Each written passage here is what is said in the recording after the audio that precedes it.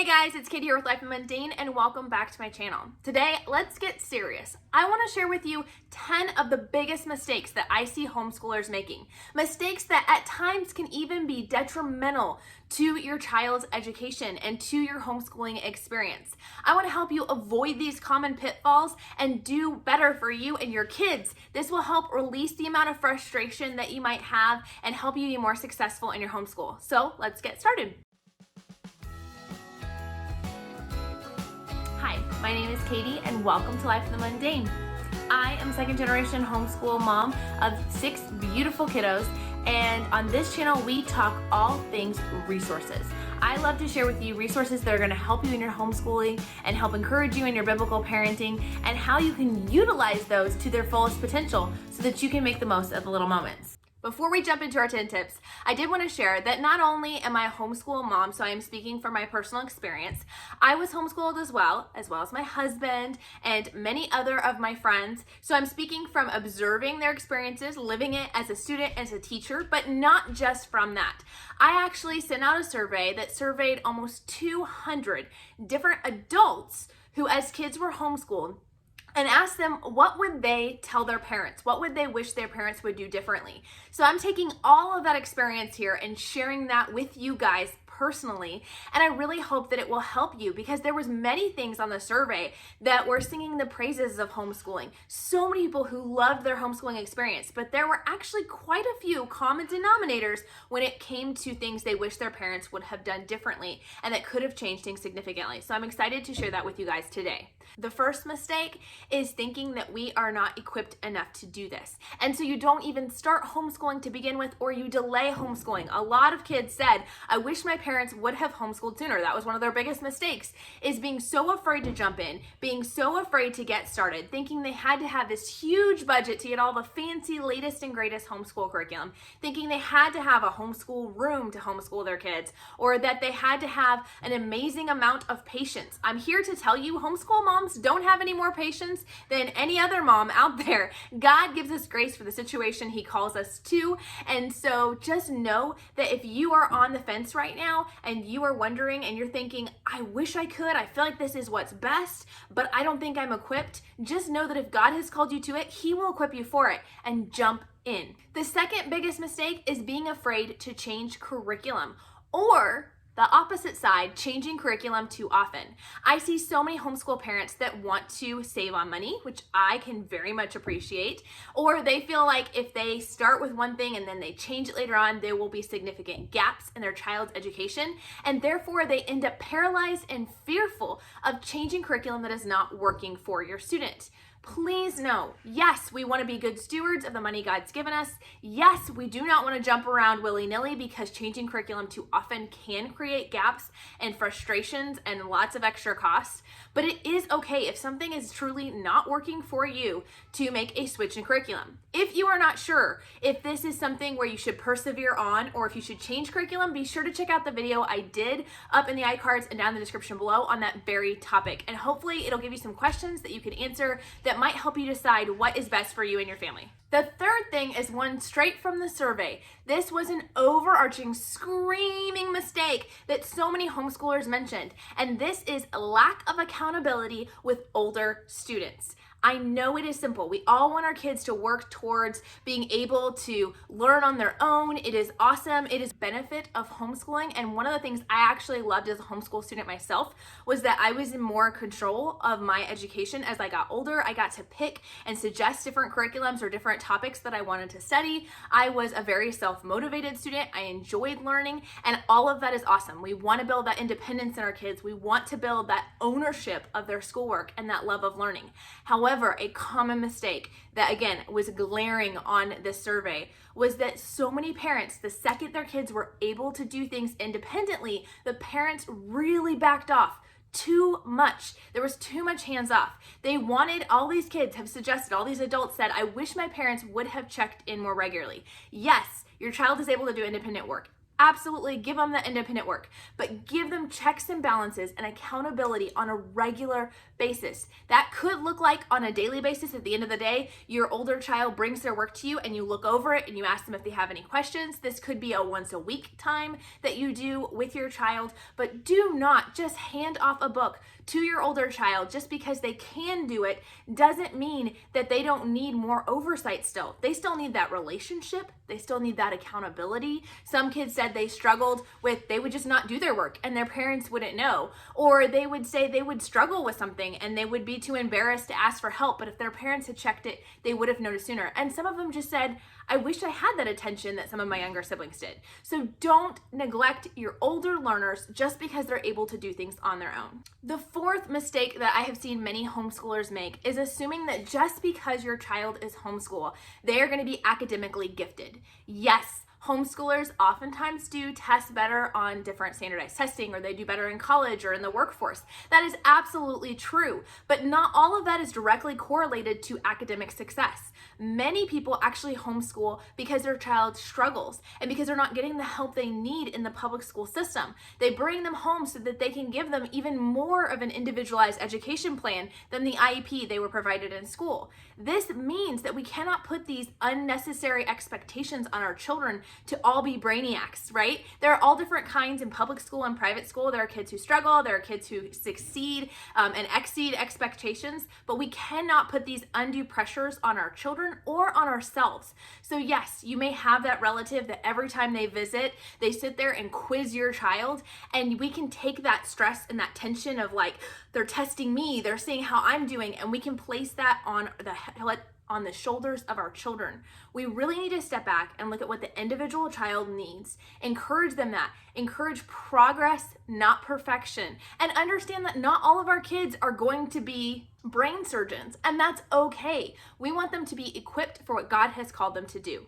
Number 5, another big mistake that I see people making is falling into the comparison trap. And I fall into it too. We all do these things. If you make some of these mistakes, don't beat yourself up. Just learn from those mistakes. How can we do differently? The thing is that comparison doesn't just exist outside the home. Yes, we can compare our kids and say, oh, they're learning Latin. I can't even get my kids to learn reading. Or we can compare and see, oh, well, they're doing school for only 3 hours a day and it's taking me 8 hours. What's wrong with me? We can tend to fall in these comparison traps outside of our home for sure, but we can also fall into these within our home. Our kids or even ourselves can say, I don't understand. Your brother got this. Why aren't you getting this? And so it can be a constant struggle. We really, really, really have to practice what we preach to our kids, have them focus on their own work, and again, that progress, not perfection. I have a video if you are dealing with that internal home comparison game, either your kids are comparing themselves to one another or you're struggling with comparing your kids to one another. I have a video on that I will post up in the iCards and down in the description below. Number 6 is stopping read alouds when your child is able to read aloud themselves. So this is something, again, that was glaringly obvious on the survey, and that was that parents were like, why did you stop reading aloud to me? The second I was able to read on my own, I was again just assigned that reading and we stopped those read alouds. There's one, that's just a special bonding moment for you and your family. That is something that your kids, whether they roll their eyes or not, secretly enjoy. But even more so than that, academically, it builds greater vocabulary. You can always read above your child's actual reading level. So yes, maybe they're in 5th grade and maybe they can read on their own, but you can read books that are more geared towards 6th or 7th as far as the difficulty of reading, and they can absorb those books and learn from those, learn that vocabulary, learn that history, learn those science concepts, even though they're not capable of reading those words yet, or they're not maybe as strong or as confident in that. So I would just encourage you for sure to keep reading aloud to your kids. Maybe it's not every day, but maybe it's once a week. You sit down, even if you have teens all the way through graduation. Number 7 is socialization. I know this one is a little controversial, but the idea here is that one of the biggest mistakes I see people making is assuming that your child will automatically be socialized just because they're homeschooled. Now, hear me out before you freak out on me. I know that many people criticize homeschoolers for not being socialized. I would homeschool my kids, but then they won't be socialized. And I hope and pray by this point in the process that we have debunked this myth that homeschoolers are not socialized. Although I know there's still haters, I know there's still plenty of people out there who do not believe homeschoolers can be socialized. They can, they are, I promise. I grew up homeschooled.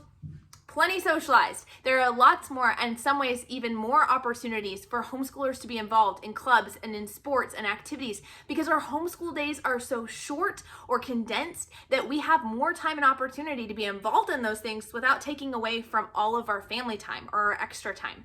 So just understand that they absolutely can be socialized. That's a whole nother video for a whole nother time.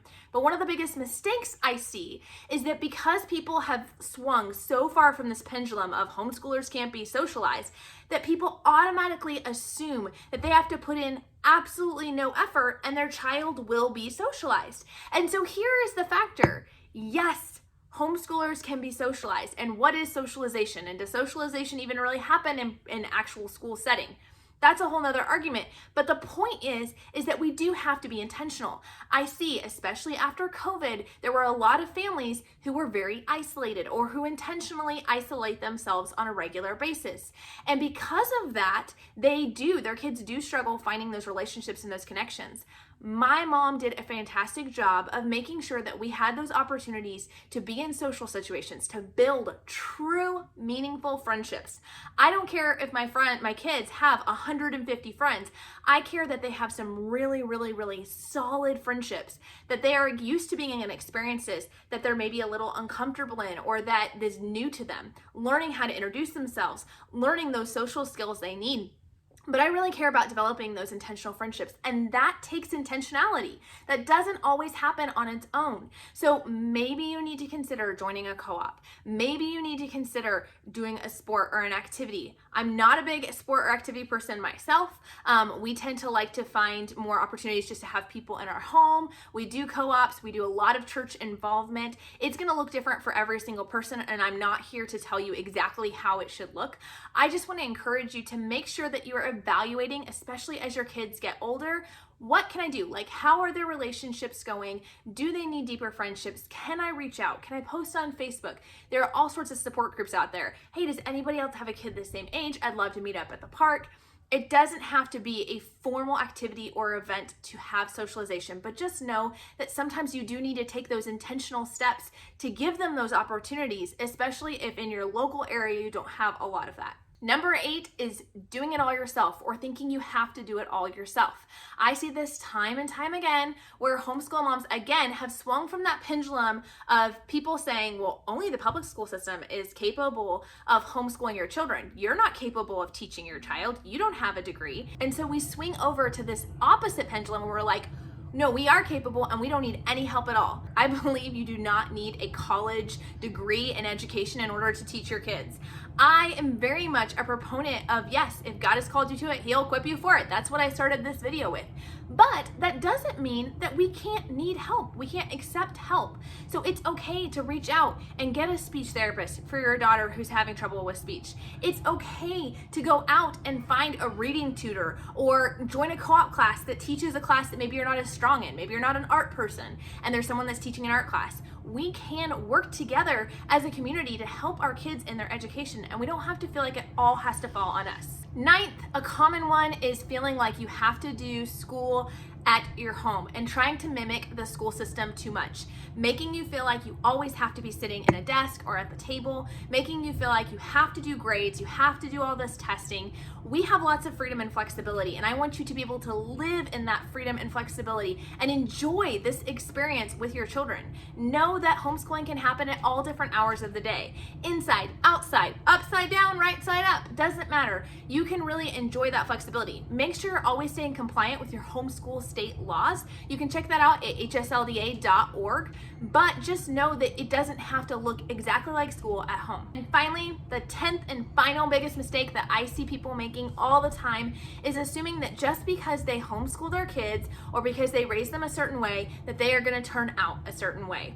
Just because you raise your kids and homeschool them does not automatically mean that they will think like you or that they will be a believer, or it's not a formula. And so understand that we are not investing in our kids and obeying God's calling to get a specific outcome. The outcome is up to God, right? We are faithful in what He's called us to do, and we pray over these kids and we minister to them and we feed into them, but we cannot expect them to come out a certain way. That's not how this works. And so I just want to encourage you in this to not put all your eggs in one basket and think just because I homeschool my kids, they are not going to be exposed to the world. They are. I want my kids to be exposed to the world and to know how to defend their faith. But I think that what's really important in all of this is to understand that we are just being faithful in what God's called us to do. And we're not putting all of our eggs on this basket of homeschooling will equal a successful adult. Homeschooling will equal a Christian child. Homeschooling will equal an academically advanced adult.